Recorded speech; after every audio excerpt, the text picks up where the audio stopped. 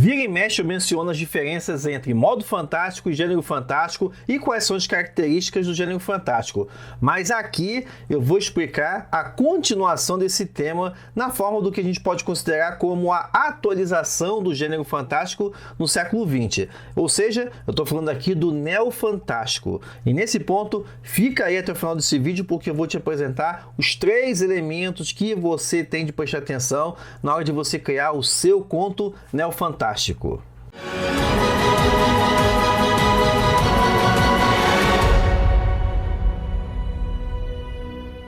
aí, tudo fantástico com você?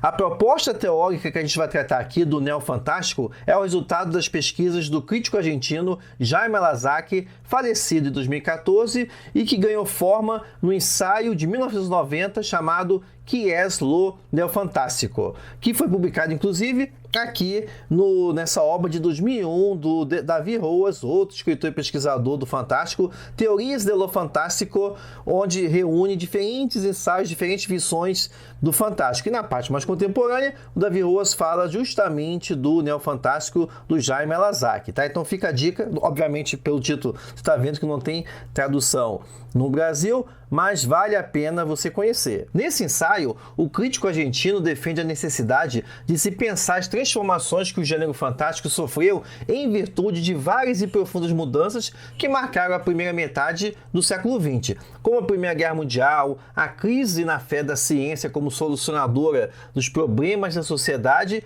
e que se refletiram no campo artístico em movimentos como o expressionismo e o surrealismo, só para citar 2 casos, né? Por conta dessas mudanças, o crítico Tsvanda Todorov, na obra Introdução à Literatura Fantástica, acreditava que o gênero fantástico estava restringido entre o final do século XVIII até os anos de virada dos séculos XIX para o século XX, porque nesse período específico ainda era possível observar a presença constante dessas narrativas, caracterizada pela apresentação de uma realidade cotidiana e pela irrupção, surgimento de uma realidade sobrenatural insólita que poderia se manifestar pela presença de um demônio, de um fantasma, de uma fada, só para citar alguns exemplos, né? O resultado desse choque, para Todorov, era a hesitação, a dúvida do protagonista e também do leitor e da leitora diante desse surgimento do elemento sobrenatural.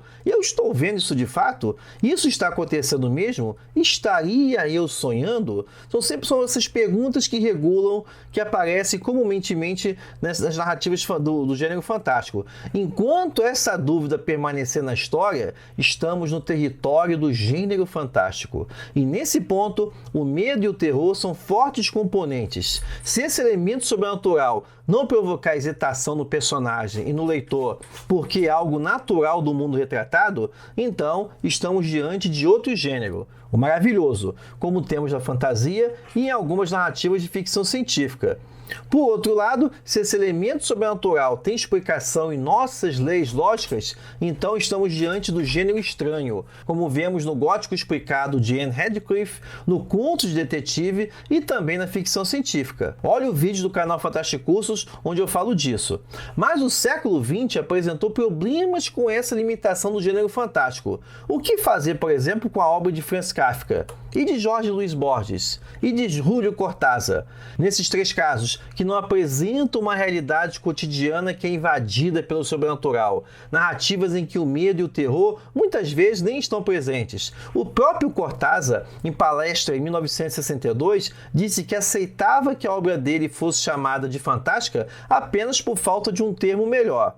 Esse foi um dos motivos que levou o Jaime Alazaki à proposta do neofantástico. Ele observou que narrativas contemporâneas que fogem da visão do fantástico proposta por Todorov não apresentam uma realidade cotidiana invadida, vamos dizer assim, por outra realidade sobrenatural, mas sim uma visão de que o nosso mundo real, e aqui eu boto várias aspas nesse real, é apenas uma máscara que oculta uma realidade estranha, absurda e insólita.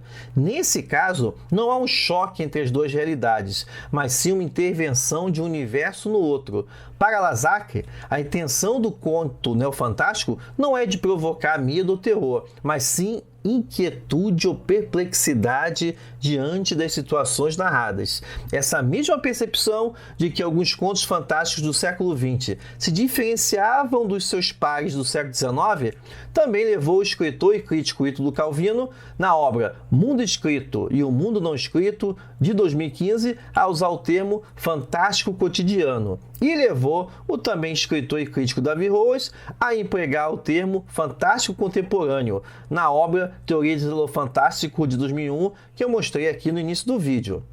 Exemplos de escritores e escritoras cujas obras apresentam leituras possíveis dentro do campo do neofantástico são, além dos já citados Franz Kafka, Jorge Luiz Borges e Julio Cortázar, o italiano Dino Buzzati, o inglês Robert Aickman, a brasileira Lígia Fagundes Telles. Nesse caso, fica inclusive a dica do conto As Formigas, presente na coletânea O Seminário dos Ratos, de 1998, o escritor argentino Bioy de Casares e a jovem escritora, também argentina, Samantha Schweblin. Nesse ponto, é bom lembrar, apesar do Fantástico e Fantástica, que a riqueza de uma obra, dentre outros pontos, é a multiplicidade de leituras que ela oferece. Eu estou falando isso aqui porque você pode falar, porra, mas Borges, Cortázar e Lígia Fagundes Telles não é realismo mágico? Robert Aickman não é horror weird? Também são. E isso não quer dizer que, então, na literatura fantástica não vale tudo, que você pode considerar qualquer obra como qualquer coisa. O importante é saber o seguinte, é você ser capaz de identificar e empregar em suas pesquisas ou escrita de contos e romances os elementos que possibilitam com que esses nomes e obras possam estar em diferentes campos. Não é a casa da mãe Joana, não. Eu mesmo fiz vídeo no canal Fantástico Cursos falando que a metamorfose de Kafka é realismo mágico. E quais são os 3 elementos que você, prezado escritor, prezada escritora, tem de prestar atenção para escrever os seus contos neofantásticos? Com base na proposta de Jaime Alazaki, são eles: 1. Visão. 2. Intenção. E 3. Modus operandi. A visão do neofantástico que você precisa manter em mente é a de que o que chamamos de nossa realidade é uma máscara formada pela cultura e convenções sociais que ocultam uma segunda realidade profundamente humana.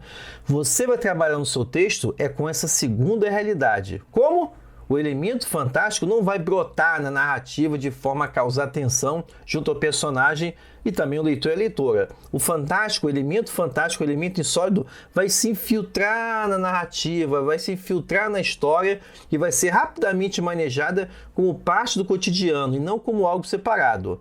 Quanto à intenção, que é o nosso ponto 2, para Alazaki, não é proposta do neofantástico gerar medo, terror, horror, mas sim inquietação e perplexidade, refletindo a incapacidade da lógica e da razão em descrever e comunicar o insólito da situação apresentada. Este ponto aqui é inclusive um dos desafios do neofantástico. Como que se expressa no nível do discurso, dentro do texto, inquietude e perplexidade, sem recorrer especificamente ao medo e ao terror, como é presente no gênero fantástico.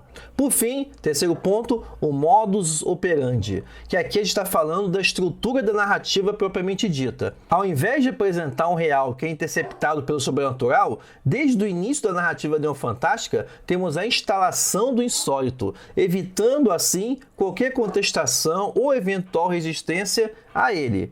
Começa pelo sobrenatural e segue sem choque entre o real e o sobrenatural. E quais são as obras nacionais ou estrangeiras que você já leu de horror, realismo mágico, weird, em que você percebeu um certo desalinhamento, uma certa violação com as convenções que você conhece ou as características que você conhece dessas expressões do fantástico? Será que essas obras aí não seriam neofantásticas? Escreve aí nos comentários. E também não se esqueça de deixar sua curtida. Se você não está inscrito ou inscrita, vem para cá, para o mundo do Fantástico Cursos, faça sua inscrição. E obrigado pela sua presença, a gente se vê na próxima. Confira outros vídeos como esse na playlist abaixo. E se você gostou desse vídeo, deixe sua curtida e indique o canal Fantástico Cursos para outras pessoas fantásticas como você. Muito obrigado pela sua presença, te vejo na próxima.